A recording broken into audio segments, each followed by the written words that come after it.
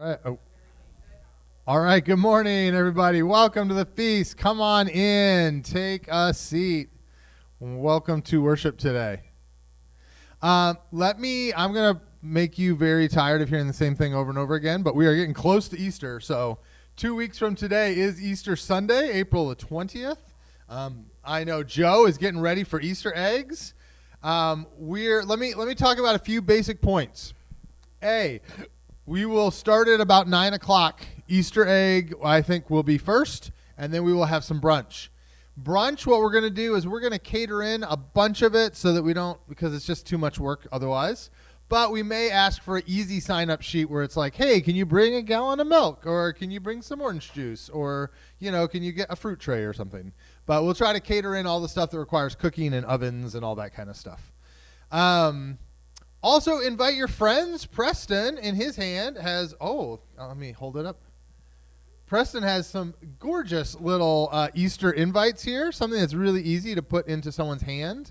One of my kiddos was asking for them to hand to her friends, so I know that's really sweet. Definitely invite them. We are going to try to do some Facebook pushes as well.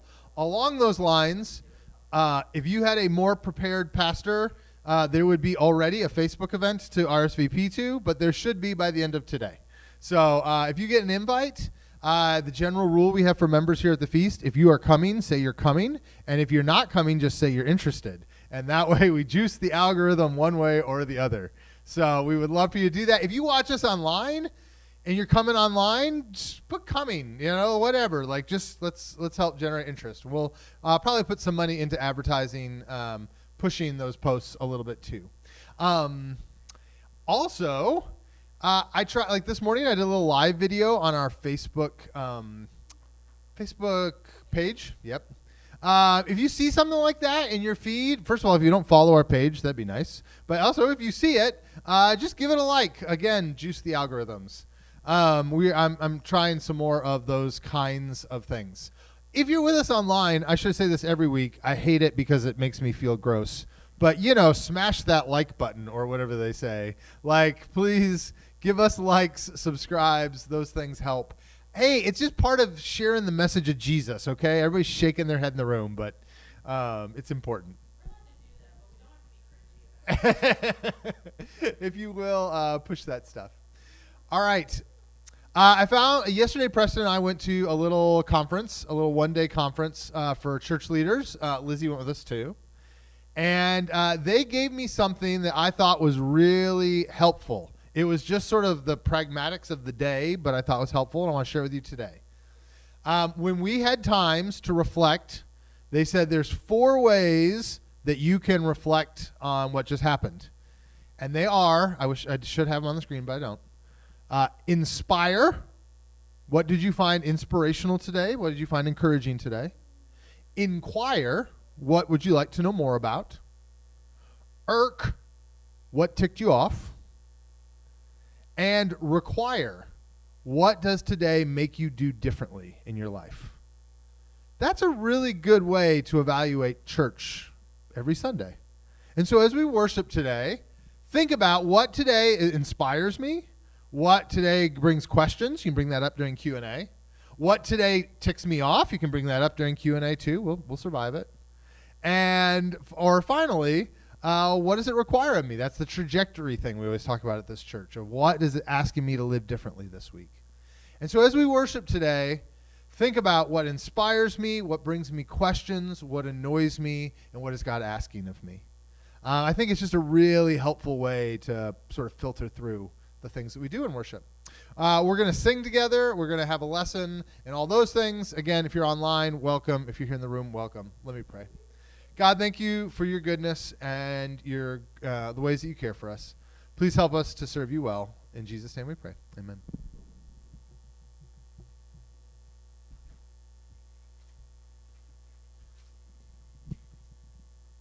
Let's go ahead and stand.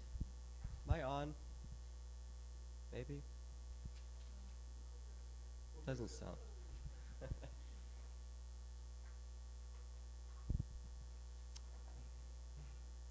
Psalm 68, verses 4 through 10.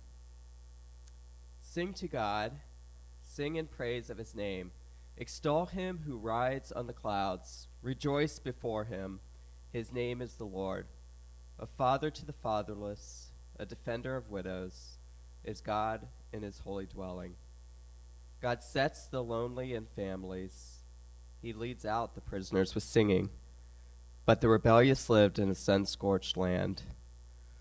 When you, God, went out before your people, when you marched through the wilderness, the earth shook, the heavens poured down rain, before God, the one of Sinai, before God, the God of Israel. You gave abundant showers, O God. You refreshed your weary inheritance. Your people settled in it. And from your bounty, God, you provided for the poor. The word of the Lord. Hear the holy roar of God resound. Watch the waters part before us now. Come and see what he has done for us. Tell the world of his great love. Our God is a God who saves. Our God is a God who saves. Let God arise. Let God arise. Our God reigns now and forever. He reigns now and forever. His enemies will run for shore. The church will stand, she will endure. He holds the keys of life, our Lord. Death has no sting, no final word. Our God is a God who saves. Our God is a God who saves. Let God arise. Let God arise. Our God reigns now and forever. He reigns now and forever. Let God arise. Let God arise. Our God reigns now and forever. He reigns now and forever. Let God arise.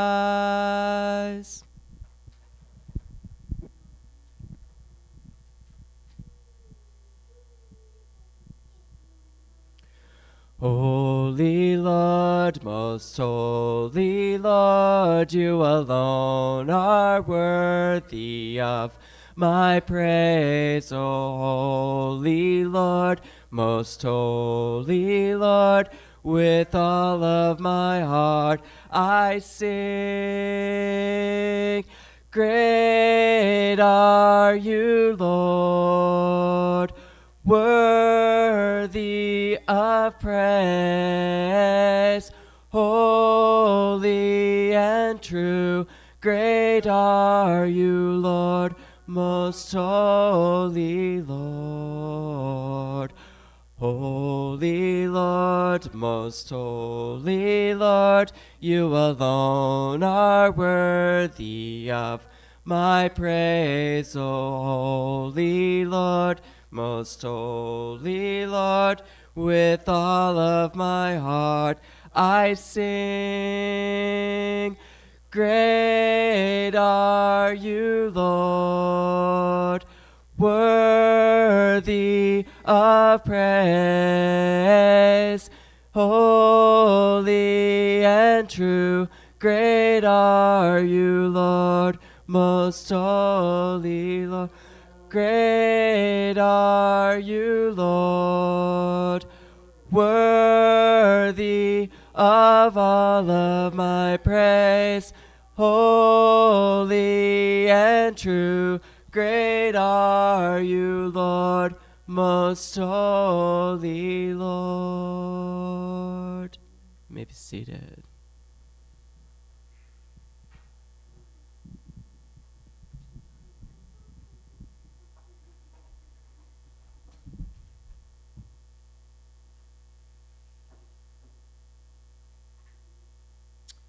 Hello, good morning. So, as usual, I was at the 11th hour last night without something to say. Couldn't figure out what I was going to say.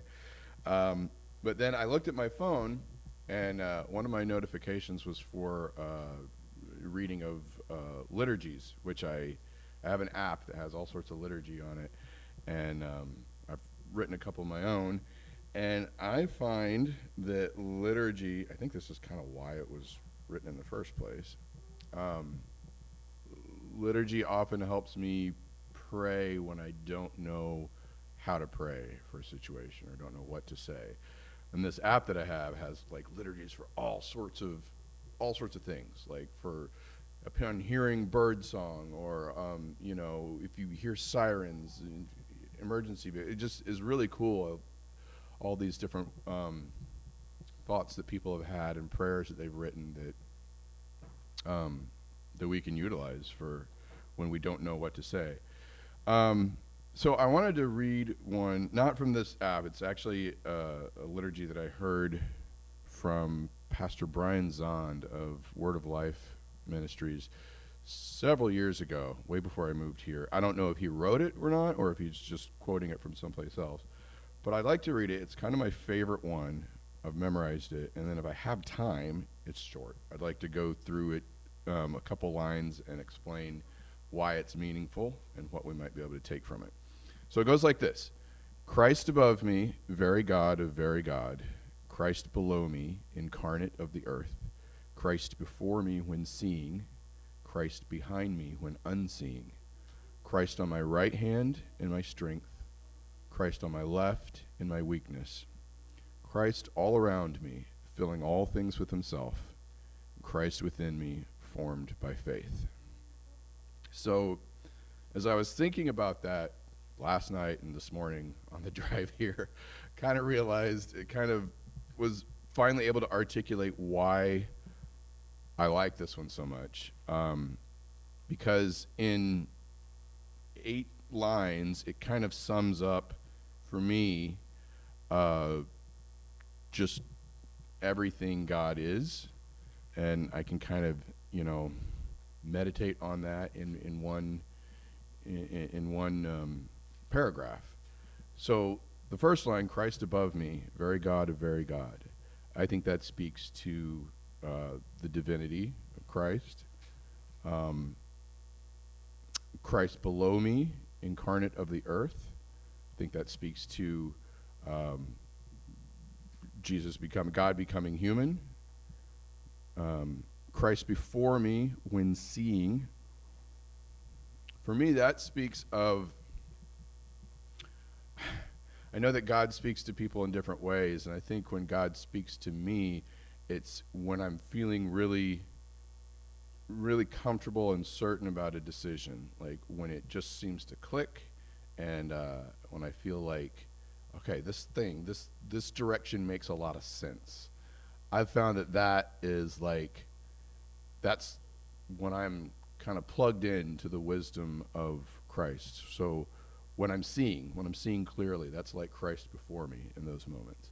Christ behind me when unseeing, I see that as when I don't know what to do, when I don't know which direction to go, when I'm not seeing clearly. This gives me the impression of Jesus walking behind me, saying, just keep going.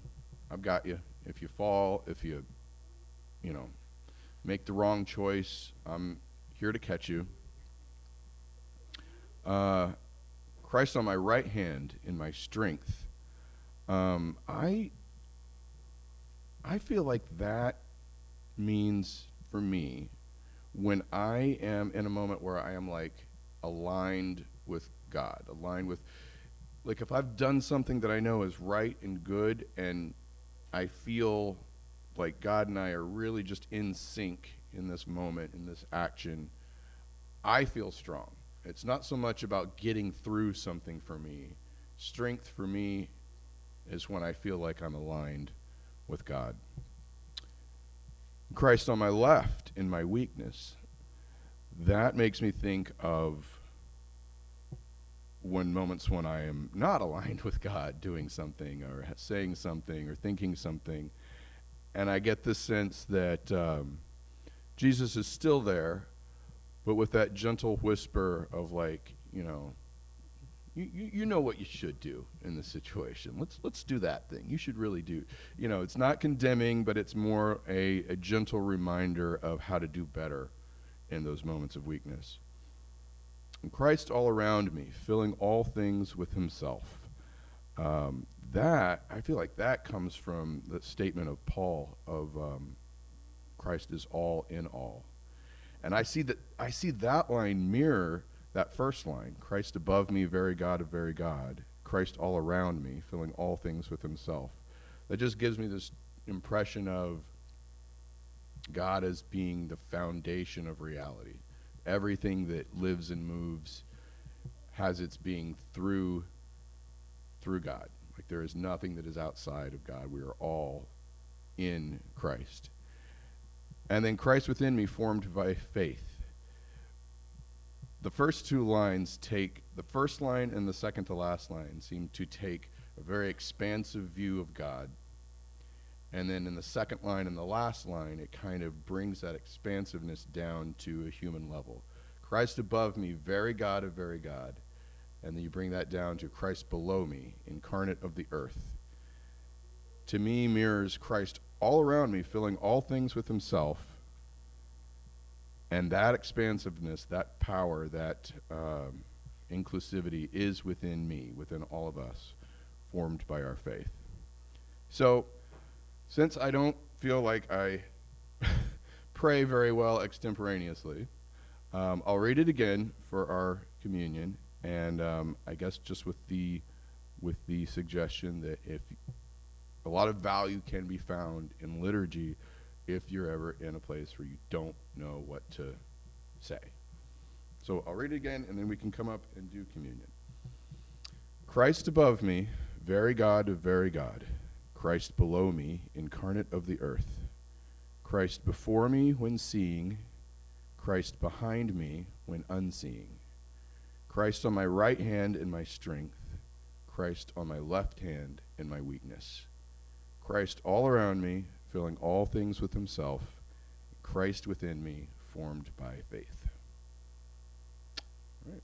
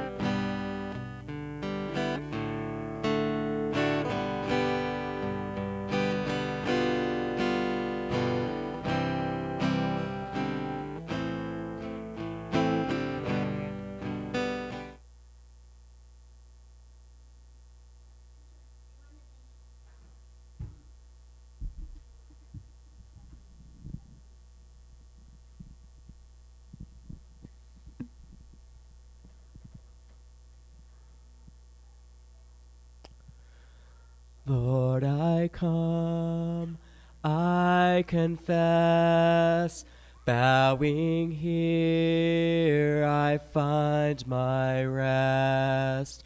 Without you, I fall apart. You're the one who guides my heart. Lord, I need you. Oh, I need you. Every hour I need you. My one defense, my righteousness. Oh God, how I need you. Where sin runs deep, your grace is more. Where grace is found is where you are. And where you are, Lord, I am free. Holiness is Christ in me. And where you are, Lord, I am free. Holiness is Christ in me. Lord, I need you. Oh, I need you. Every hour I need you. My one defense, my righteousness. Oh God, how I need you.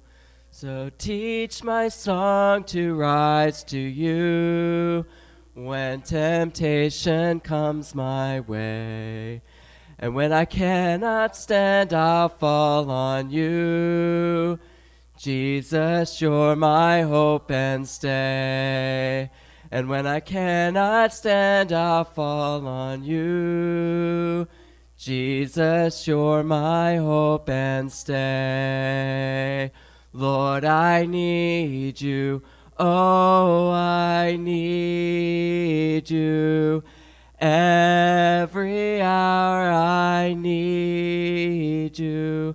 My one defense, my righteousness. Oh God, how I need you. You're my one defense, my righteousness. Oh God, how I need you.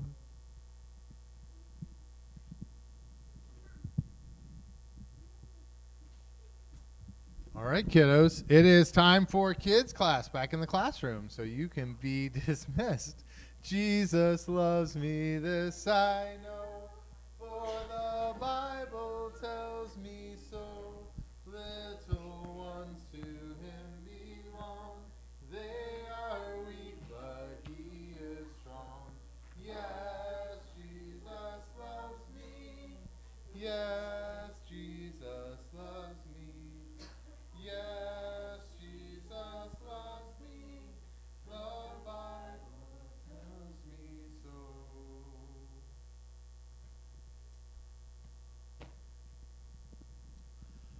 All right, I want you to imagine that you work at a McDonald's in Omaha, Nebraska.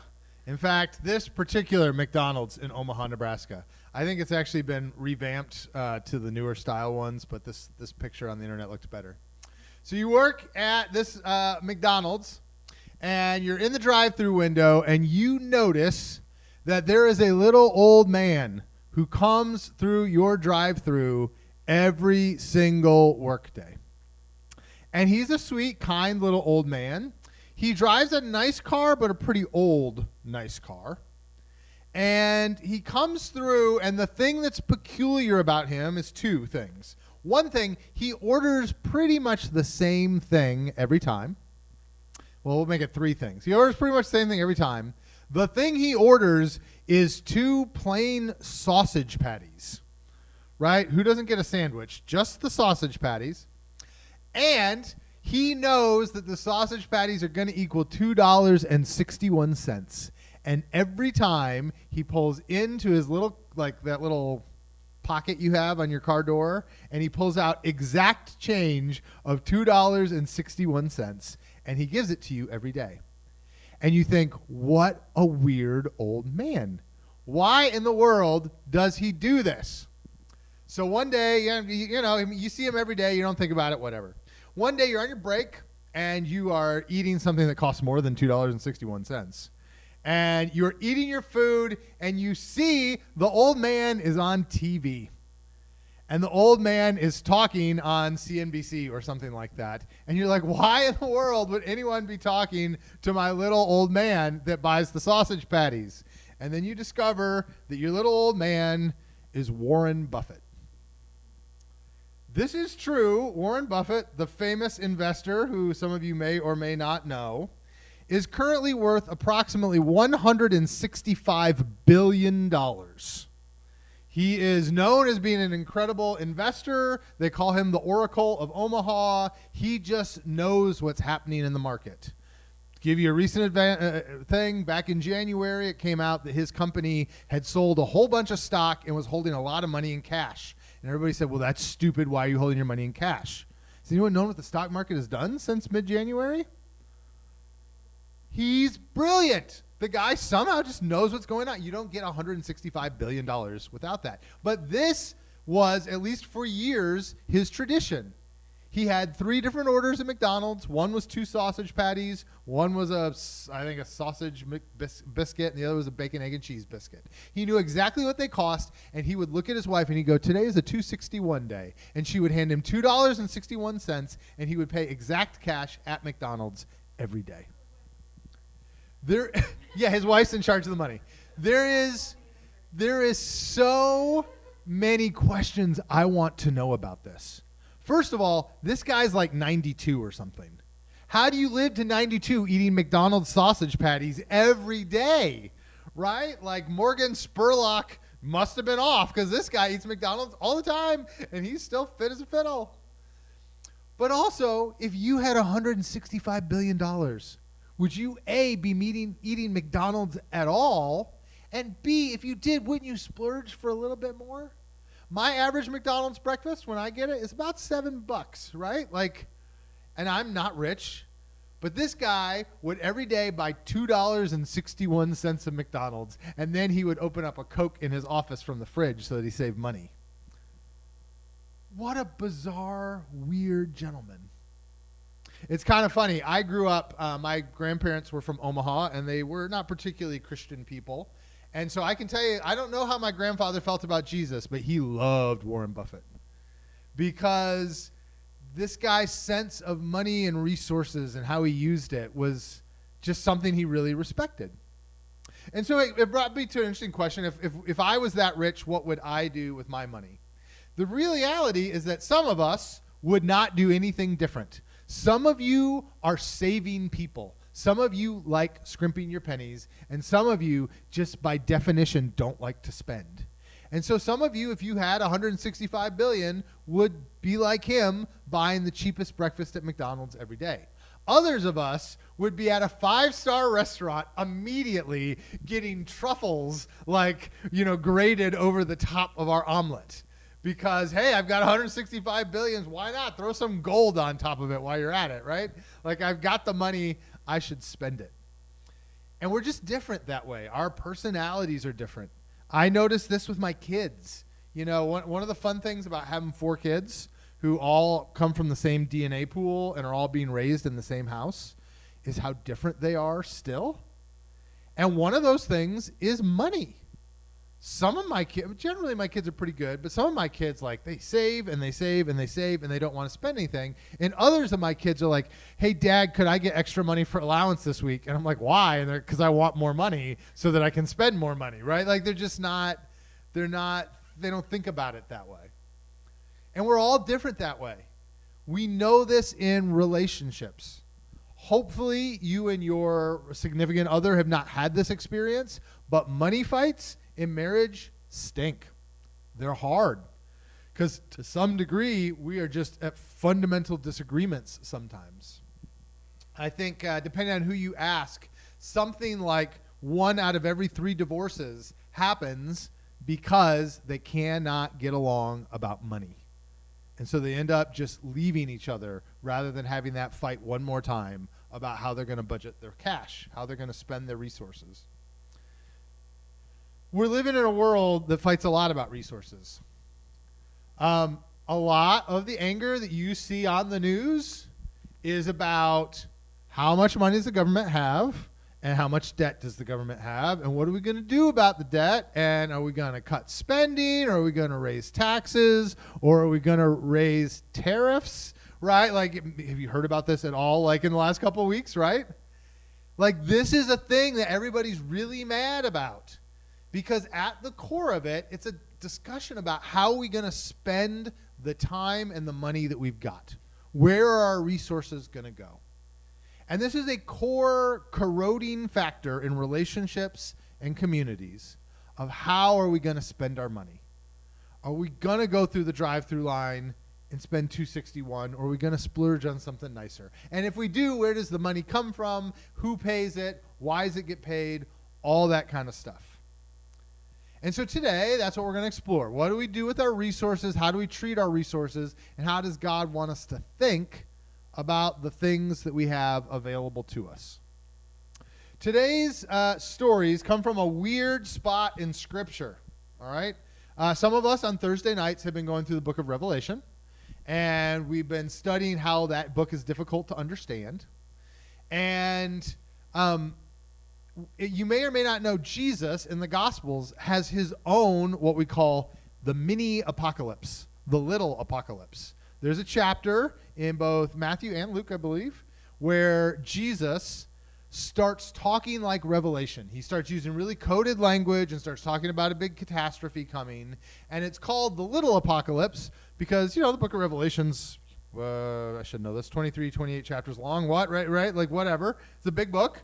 Whereas this little apocalypse is a very short section.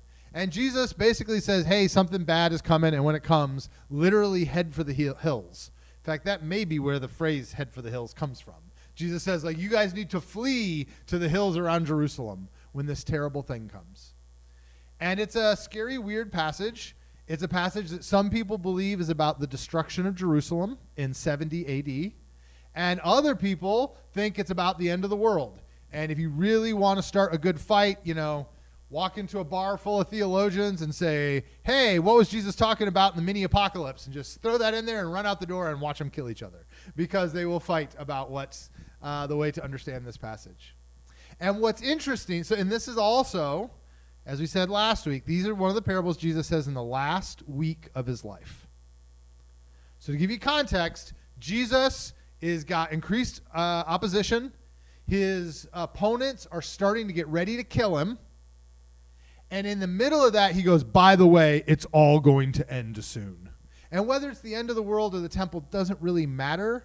If you were a Jewish person in that day and age, the destruction of the temple would have felt like the end of the world, even if it's not technically the end of the world. And so everyone's kind of reeling from like this teaching he has about this terrible thing that's going to come. And then directly off that, he teaches two parables about the kingdom. Starting in chapter 25, at that time, i.e. at the time when all those terrible destruction things I just talked about are going to happen, when that destruction happens, the kingdom of heaven will be like 10 virgins who took their lamps and went out to meet the bridegroom. And 5 of them were foolish and 5 were wise.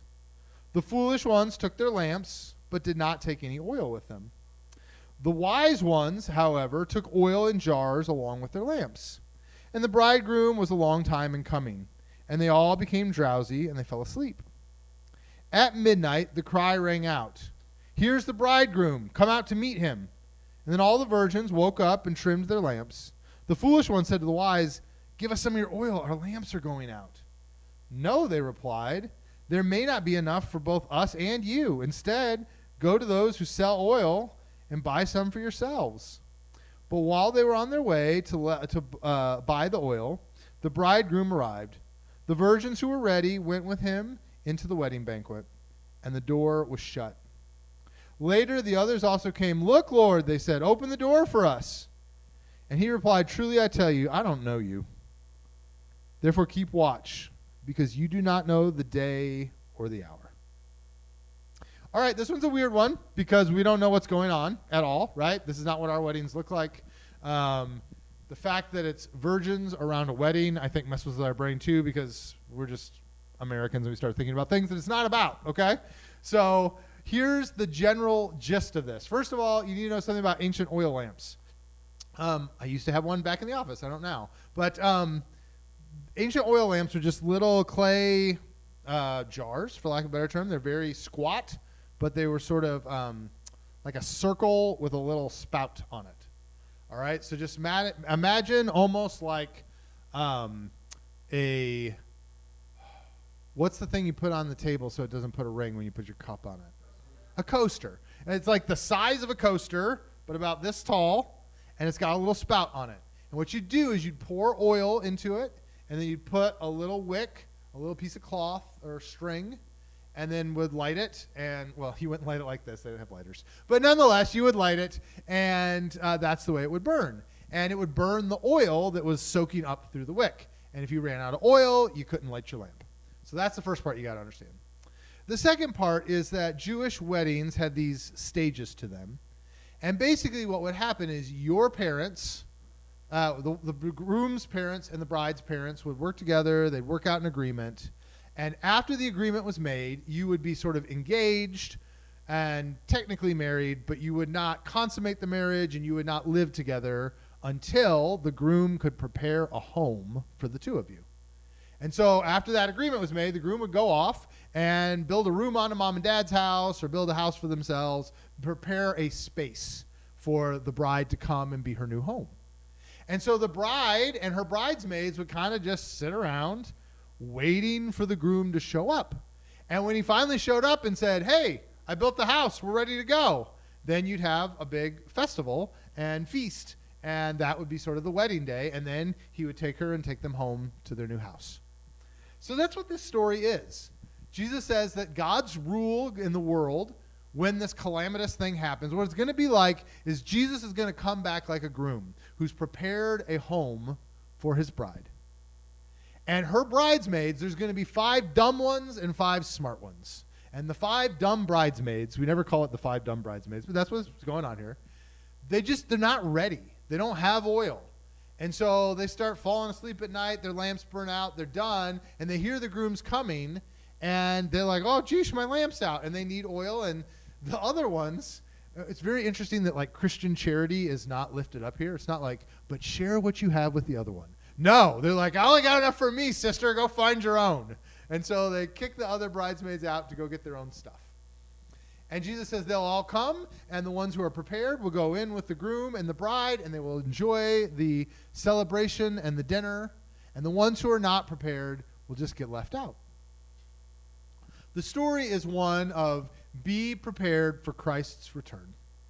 And whether Christ's return is the destruction of the temple or the destruction of the world or whatever, a day is coming when Jesus is going to come back.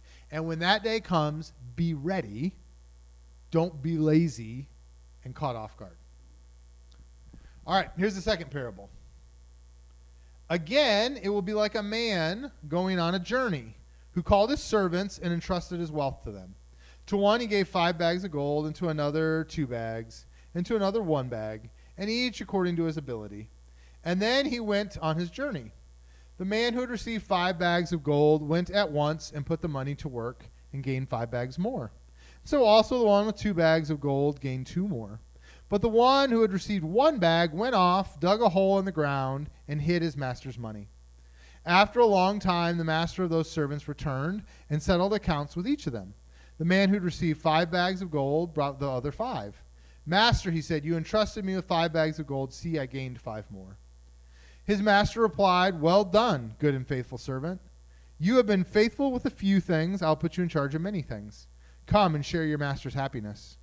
The man with 2 bags of gold said, "Master, you entrusted me with 2 bags of gold. We have gained 2 more."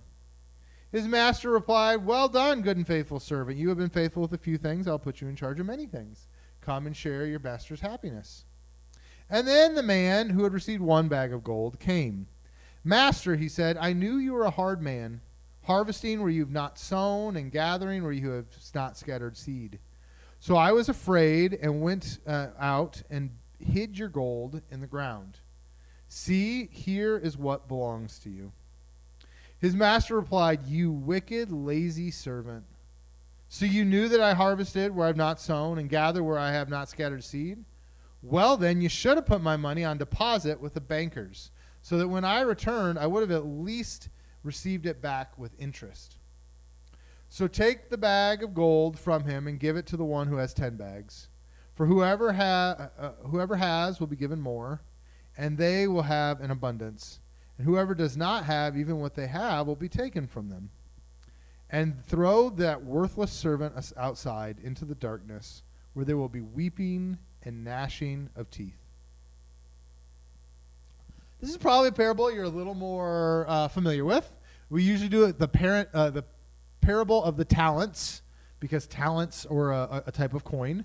We have changed them to bags of money just because when you call it talents, people in church cannot get the fact that it's not just about how you use your talents, right? They take the word talents and they confuse them. And finally, the Bible translator's like, enough. I cannot sit through one more Bible class where people only talk about their talents. We're going to change it to bag of monies for you stupid people. And so they changed the translation. But you probably heard it as the parable of the talents growing up. And there's this interesting situation where these guys are given stuff. This parable can be very confusing for us for a couple reasons. One, Jesus' general MO is if you have little, you will be given something, and those who have much will have it taken away.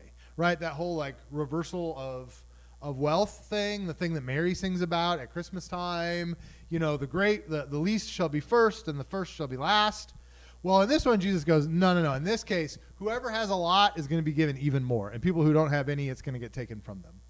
I just noticed even reading this one that the servant who's given one bag, the poor guy, they're like, and the servant who was least capable was given one bag, right? So in other words, the dumb servant, the servant who's not very good with money, the servant who is always screwing up his job is only given one bag because he can only be trusted with one bag. And what we see is that the two other ones, the more capable ones, go out, they do investment type stuff, and they get in a 100% return. And he just digs his bag and puts it in the ground. What's confusing about these parables is this. In the first parable, it says Jesus is coming back, so take your resources and reserve them. Make sure you have extra on hand so you don't get caught out, right? Make sure you have enough oil so that you don't run out. And so be conservative with your oil is sort of this message of the first one. And then the second parable is Jesus is coming back, so don't be conservative with your bag of gold. Don't just bury it in the ground. Don't just make sure you have it. Go out there and invest it. Do something with it. And it would be very easy to read these and say, well, sheesh, what's going on? In the first parable, you get at somebody for not being conservative with what they have, and then the second one, you go after somebody for being conservative with what they have. What are we doing, Jesus? What is the point here? The first thing I think we want to do is to realize that the overall story here is that for Jesus, history goes forward and is moving towards a particular date. This is a chart. If this makes sense to you, awesome. If it doesn't, don't worry about it. We can talk about Q&A if you want. The fact that I have not bored you with this during these kingdom parables, you should take it as a blessing. But this is a chart generally talking about Jesus' understanding of the kingdom. But there's this idea in Christian theology that's really important, which is time is linear and time is going somewhere. When people tell me, well, Caleb, all religions are the same. This is one of the biggest places where religions are not the same. There are some religions that believe time is just one big circle, right? Things happen and then they happen again. And the circle of life just comes back around and things come alive and things come dead. You sprinkle in a little reincarnation into that and nothing ever changes. It's just the same stupid saps that were alive 3,000 years ago, reincarnated in new bodies, doing the same stupid thing they did 3,000 years ago. And that is very much put into this idea of what we do here may have significance for how you're reincarnated, but it doesn't have a whole lot of significance for history because this thing is a self-perpetuating machine that's just going to keep happening over and over and over again. That is the way some people look at the world. And please don't misunderstand me. I'm not trying to pick on people that think that way, but that's a way some people look at the world. But that's not the way Christianity looks at the world. Christianity goes, no, this is not all just one big circle. It started somewhere. There was nothing, and then God created something, and it's going somewhere. It is a plot. The world is like you were taught to break down a book in second grade, right? Of like a plot progression where there's the opening of the plot and there's complications and then there'll be a climax. And Jesus says that is correct. One day there will be a climax to history. And because that is coming, you live with a ticking clock. How you live matters. Don't just screw around. You're not going to get a second or third or fourth or 5,000th chance in another life to make up for how poorly you're doing in this one. You get one, and then when it's over, you're going to be accountable for what you've done. And it makes you feel really different about life. It frankly puts pressure on you. Your life matters. Every minute matters. Every second you are moving closer to God culminating history. And God is going to expect that you've done something about that. And that's sort of the core message here of what Jesus is saying. And part of what comes then is how do you respond to that? And Jesus says there are two really bad ways to respond to the idea that there's a ticking clock on history. The first way is to go, oh, well, who cares, whatever, and just get lazy. This is the 5 virgins without their oil. They just don't care. They know there's a ticking clock. They know the bridegroom is going to come.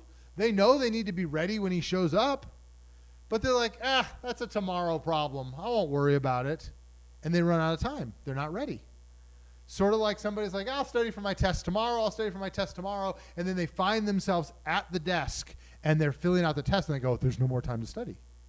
And just because laziness is not a way to respond to the ticking clock of history. Secondly, though, there's other people that look at the ticking clock and they become a deer in headlights. They go, oh, time is ticking away. I'm losing time. What am I going to do? What am I going to do? And they get really freaked out and they just curdle up and they just go, I got to protect what I have. God is going to hold me accountable, and I'm just going to paraphrase. God can be kind of a jerk about how this stuff goes down, so I'm going to make sure that I don't waste what I've been given. I'm going to put it in a hole, I'm going to bury it, and I'm going to make sure I can go, see, God, I didn't lose anything you handed me. I'm going to be a good steward of this and make sure none of it disappears. And Jesus goes, these are both really bad ways to handle things. In fact, these are ways that will cause it so that God doesn't even want to be in your presence. Just being lazy about the end that is coming, or by being so terrified of the end that you don't do anything. And so what's the alternative? What's the way to live? And I think what Jesus is mostly saying, and this is going to sound really simple, go out there and do something with your resources. Don't be mindless about it. Don't be thoughtless about it like the virgins.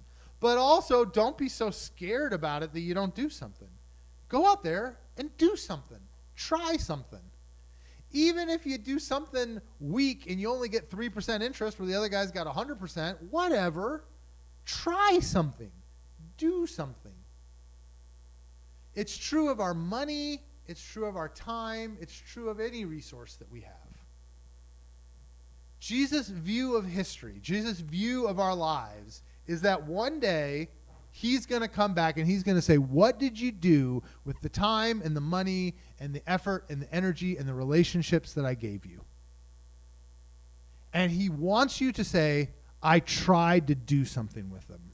I tried to make the world a better place. I tried to grow your kingdom. I think that's all these stories are saying. Try. Put an effort in.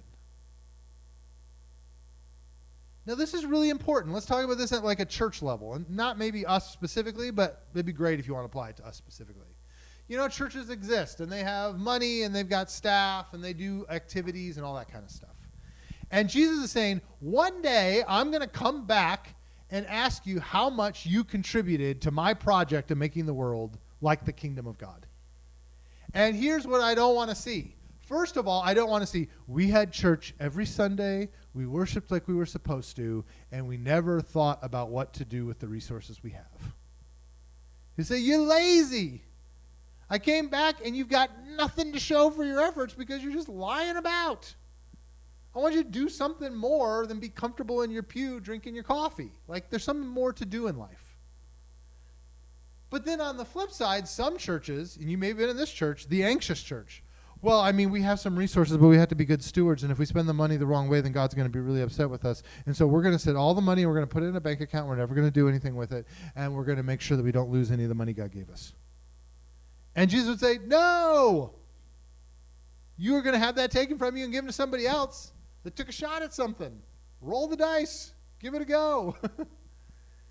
I just think these parables are just generally this idea of like, put in effort. Try. This is true as a parent. It's true in your romantic relationships. It's true in the way you interact with your kids' school or how you interact with your neighborhood. Jesus isn't expecting you to get it perfect. He's just asking, care and try. Because there's one day you will be accountable for what you've done. And it's just a different way to look at life than other ways that people think about life. So my kids can tell you this. This is, I don't know, probably not a great thing. A psychologist might have fun with this. I think about the ticking clock of life a lot lately. For me, it's two things. Thing one, I have a child that will leave for college in about 3 years and 3 months. Right? It's not about counting. I'm real aware of it. Like, I'm not happy about it. It's happening. Right? And it's fine. Possibly very far away, too. And so, like, it's just there. Like, it sort of sits around. So, like, if we have a Saturday and it's like, well, everybody's busy. Like, yesterday, a lot of good things happened, but we didn't have any time as a family. And I'm like, I only have so many Saturdays left, and I just lost one. Like, I think about that stuff a lot. Also, I have older parents. I know some of you guys have living parents. Some of you guys don't. And it's like, I'm just at a place in life where it's like, hey, when all 8 of us are together, the 6 of us in the family and mom and dad, I'm like, hey, I got to absorb this because I just don't know how many of these I'm going to get, right? But that clock it's the clock we all live under.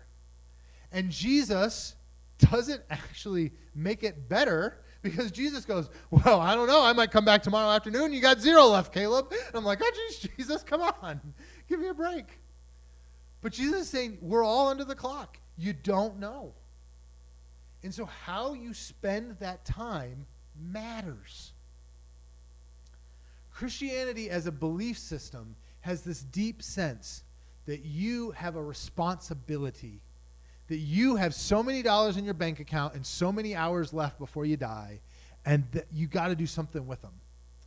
This is probably stupid to bring up, and this is probably not going to help my sermon. Do you guys remember that weird Justin Timberlake movie where they turned life, they could like extend or shorten your lifespan, and it became money? So they had like a clock in their wrist that just clicked how much time they had left to live. And poor people like were always within a month of dying, and then they do a day of work and they get like another day of life. And they were just constantly aware of when the end was coming, right?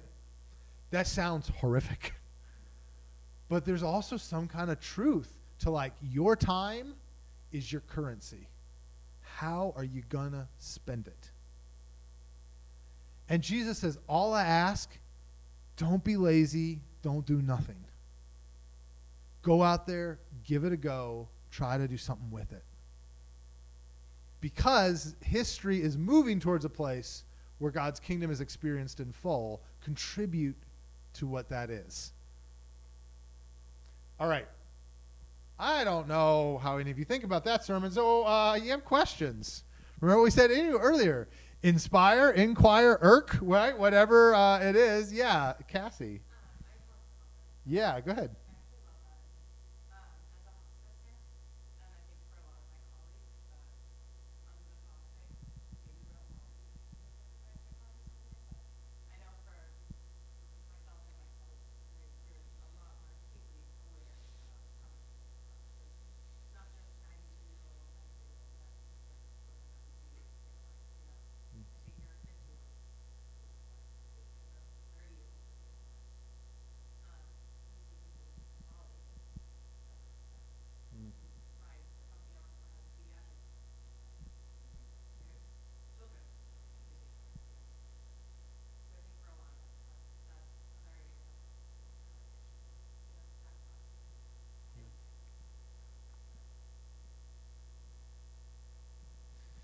Yeah. For those of you online, Cassie's just sharing, if you don't know, Cassie's a hospice nurse. And so, like, you're just constantly dealing with people. And she mentioned they're not just all old people, right? That you deal with people that clock is very, very real for them. Yeah. Anybody else? Any questions? Anything else? Yeah, Andrew. So, I don't know if it was just your phrasing about the first parable, but it's something that I've heard a lot just growing up in church, and I kind of realized that it's never really an explanation. When he said, be ready. Jesus is coming back any moment, so be ready. I've heard that so many times. Yeah. But nobody's ever really explained what that is. And I know that since it doesn't, I think there's probably a number of ways of interpreting that, but like, what's that supposed to mean? Be ready. Yeah. So for online, Andrew asked, we sort of say this, like the message of the parable of the virgins is be ready for Jesus to come back. But what does ready mean? Like, what does it mean to be ready? So, traditionally in church, we tend to kind of go into like a moralistic perspective of it, of like sort of tame all of your worst sins so that like when you show up, you can be like, hey, look, I'm a relatively good guy and I stopped embezzling money or something, right? Like that's the way we take it. It's not usually how I think about it because I marry the two parables together. So if you just talk about the virgins, and particularly the way virginity has been used with like purity culture, it's really easy to make it a moral thing of like become as sinless as possible, right? But I think that's a bit of a mistake. I want to put the two parables together, and being ready is being in a place that when Jesus sits down, and if Jesus were to sit down tomorrow with you and go, hey, Andrew, I have a list here of everything I blessed you with. What did you do with it? Being ready is being able to say, I'm sure I didn't do everything I should have. But when it comes to the money, I tried my best to be generous in these ways. When it came to how I spent it, I tried to spend more on my kids and less on myself. When it came to being concerned about people in, foreign countries that had earthquakes, I tried to do something to help them when I could. And when it comes to my time, like in my career, every chance I got, I tried to bring light and life and love to people and not just make a paycheck. And when it comes to my relationships, like I tried to honor you with the way that I talk to my spouse or the way that I talk to coworkers. Like, to me, that's what be ready is about. This may be a terrible analogy, but like we all have job reviews, and we all want to, well, not all of us, but many of us have job reviews where somebody sits down and they're like, well, how's the last 6 months gone? And we have to have a good enough answer to be like, you were right to employ me. Like, no one wants to come into that and go, I don't know why you have me around here. You keep giving me money and I'm not doing anything, right? Like, that's not a good response for the job review. And so it's kind of like a job review for life. Just be in a state that if Jesus goes, what have you done with all the time and money and effort and things that I gave you? You go, oh, I put in a good effort to try to do the things that would please you. To me, that's what be ready looks like. Does that make sense? Any other questions?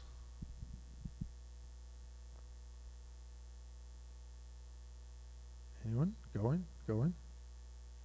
All right. Let's do our next core value, our family time.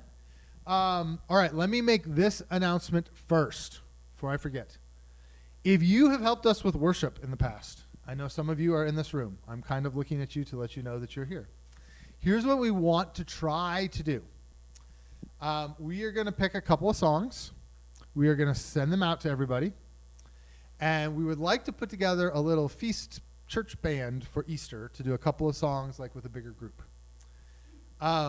This is not ideal, and I know it may not be great for some of you. The idea will be that we'd like to try to practice them on the Thursday night before Easter. We're planning to have a feast group that night anyway, so we'll do Revelation at 6, and then at 7, we'll get the instruments out, and we'll try to practice. We'd love as many of you who would like to help with that as possible, too. We'll communicate back and forth a little bit. And the idea is if we can get that kind of worked out so it's not a total mess on Thursday night, we'll not be a total mess on Sunday morning. We do it. It's fun. I think people enjoy having a little bigger thing, but it also just takes a little coordination. So what songs? That's a great question. We'll get that to you here very soon. But I think we have some ideas. So that's what we're going to do for that. Also on Easter, coming 2 weeks, egg hunt at 9, then brunch. As we said, we're going to cater in a bunch of the cooked stuff. We may ask you to help with some other things. Otherwise, family style Saturday, this coming Saturday. If you're interested in doing the next family style meal, Preston's going to be doing brunch on Saturday. Please see him about joining that. If you haven't done one, I'd really encourage you to try it. It's fun, it's easy, and it's just a new way to be sort of in community and to try to process our faith well. Preston and I had good talks about that yesterday.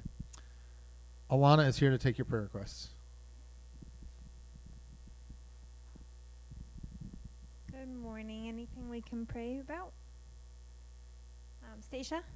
Grandma's getting released home on Tuesday because they just determined anything she's doing at physical therapy can just be done at home. So we're kind of stuck between, is this a blessing or, oh my gosh, how much are we going to have to prepare and keep an eye on her? Yeah. It's good that she doesn't need, the 24-hour in-house stuff, but we're just a little concerned about reintegrating into home and making sure it's safe. Yeah. All right. We'll pray for Stacia's grandmother and transitioning home with all the physical health needs.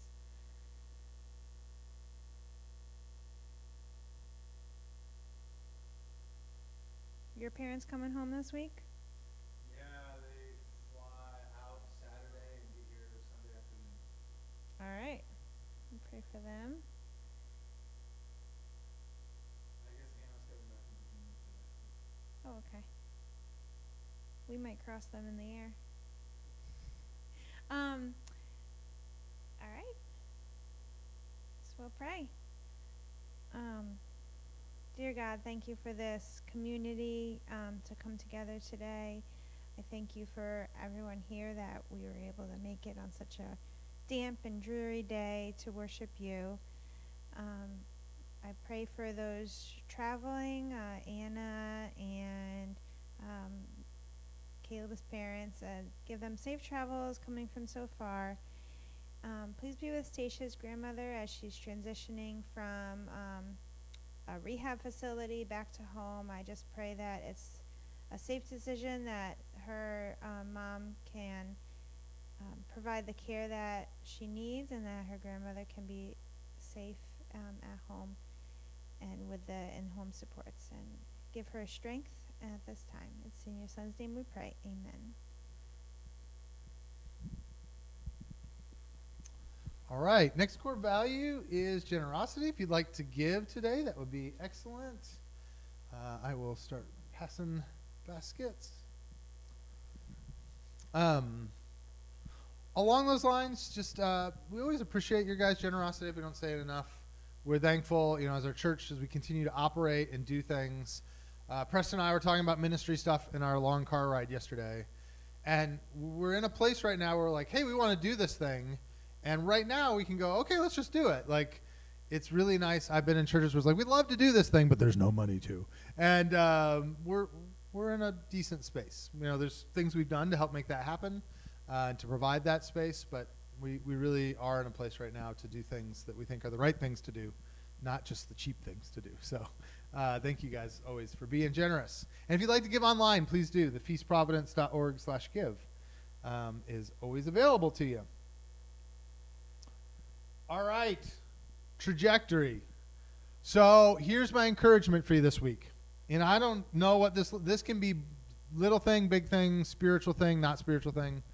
I mean, is there something that's a not spiritual thing? That's another debate. But find something that you have been putting off getting done, and just get it done.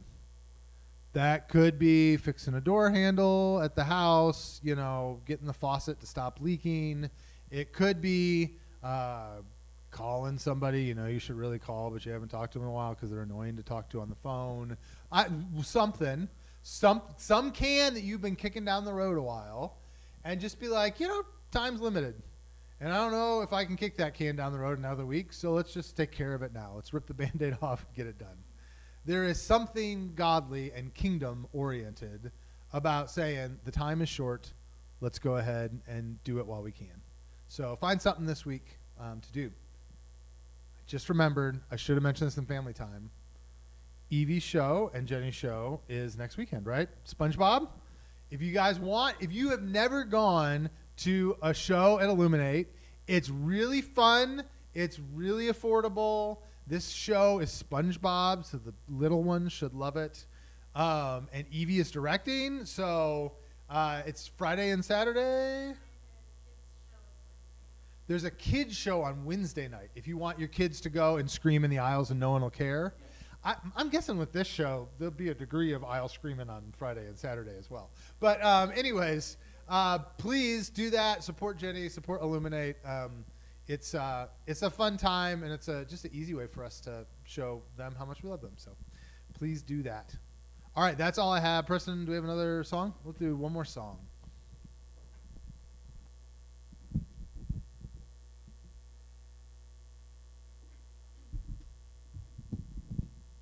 Let's go ahead and stand.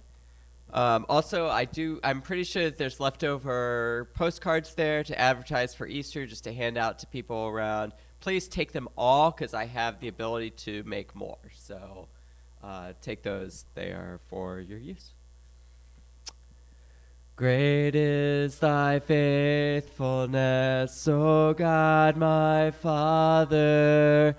There is no shadow of turning with thee. Thou changest not, thy compassions, they fail not.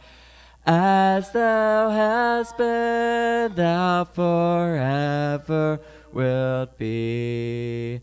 Great is thy faithfulness, great is thy faithfulness. Morning by morning, new mercies I see. All I have needed, thy hand hath provided.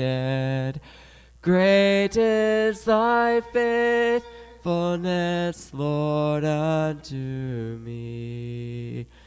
Summer and winter and springtime and harvest, sun, moon, and stars in their courses above, join with all nature and manifold witness to thy great faithfulness, mercy, and love.